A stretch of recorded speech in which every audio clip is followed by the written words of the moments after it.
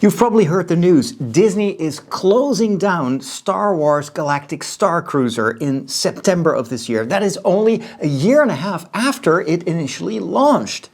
I have some thoughts. When we first heard news about what Disney was planning for their theme parks with the Galactic Starcruiser idea, I was so excited. I loved this immersion aspect of it, that you could just stay at a hotel, but instead of using the hotel just as a base of operations to go into the parks, the hotel itself would be the experience. And the moment you stepped over the threshold, you would be in the world of Star Wars. I love that idea because I have such fond memories of certain theme park rides where you would have an experience like that. In Universal parks, for instance, when you would go on the Terminator 2 tour.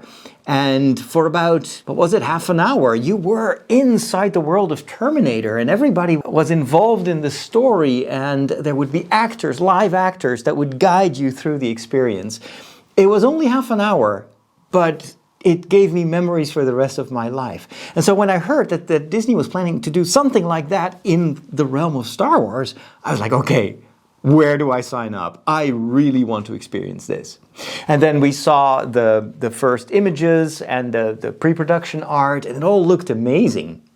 And then the actual launch was done, and that's where the problem started. There was a lot of criticism on the very high entry fee. It cost you about $5,000 to $6,000, depending on how many people would come with you in that experience. The hotel rooms where you were staying, even though they were Star Wars themed, were very small, very tiny.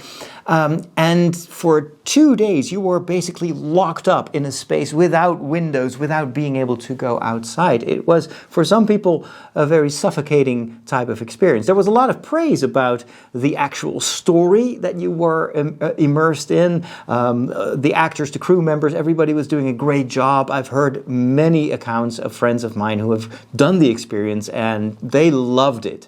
When asked about the reasons why the Galactic Starcruiser experience was closed down, Disney said that it was a purely business decision. So basically it's about money. There were some rumors that they were unable to fully book the experience.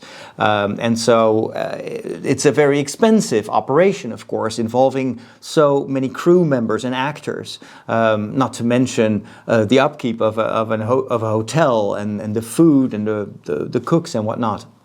And so maybe there was an imbalance in the profit that they were hoping to make with this, and it didn't pay off to continue. I think they were launching this at the wrong moment. We just came out of the COVID pandemic.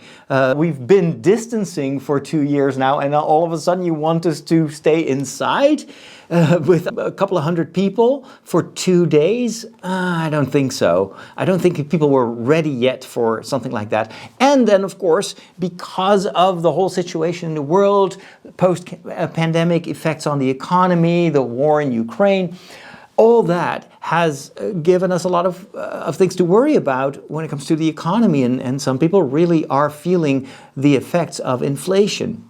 And so having to pay $5,000, $6,000 for 2 days of entertainment, it was probably asking too much. But of course, Disney wants to put a positive spin on things, and so they had an official statement, which I'm about to read to you. Here's what they said. Star Wars Galactic Starcruiser is one of our most creative projects ever, and has been praised by our guests and recognized for setting a new bar for innovation and immersive entertainment. And I think they're right. They're totally right. This was a very innovative idea.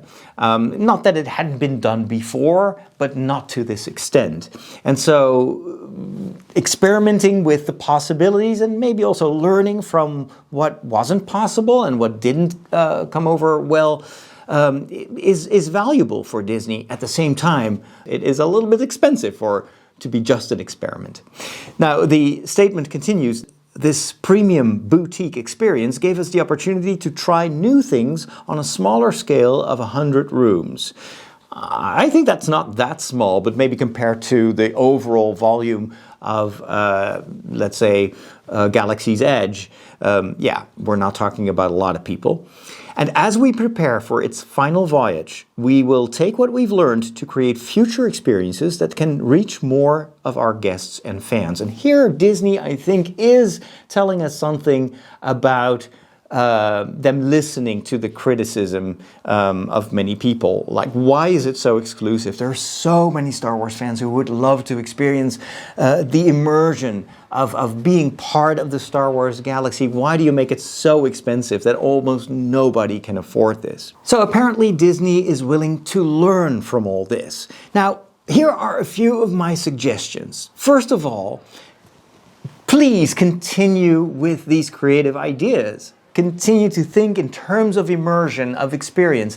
We love to go to Disneyland, to Disney World, to Galaxy's Edge to create memories that will last us a lifetime. So please continue to offer that. One of the things that impressed me most when I was visiting Galaxy's Edge during the Star Wars celebration in Anaheim last year was the level and the quality of the immersion. All these actors walking around in costume and interacting with the guests. It was so incredibly cool. A lot of the rides were not just rides, there was a whole lead up to it, and you felt like you were really taking part in a Star Wars adventure. So definitely do more of that, but make it cheaper, make it more affordable, make it available to more people, and make it shorter. Why not? Why not take the building as it is, take the show as it is, but reformat it in a 1 hour experience where you go in, you have this adventure, and it's not on rails like a lot of the other attractions, but do involve the actors. And let me be in that immersive space for an hour. And I would be willing to pay for that. I would be willing to pay $100 for an experience like that, because I still so regret that I've never been able to go to the Star Trek experience in Las Vegas, which unfortunately is no longer there. But I love that idea that you could step on the bridge of the Enterprise, that you would be attacked by the Borg or whatever, and have all these crew members walking around in Star Trek costumes. Yes, I want that with Star Wars.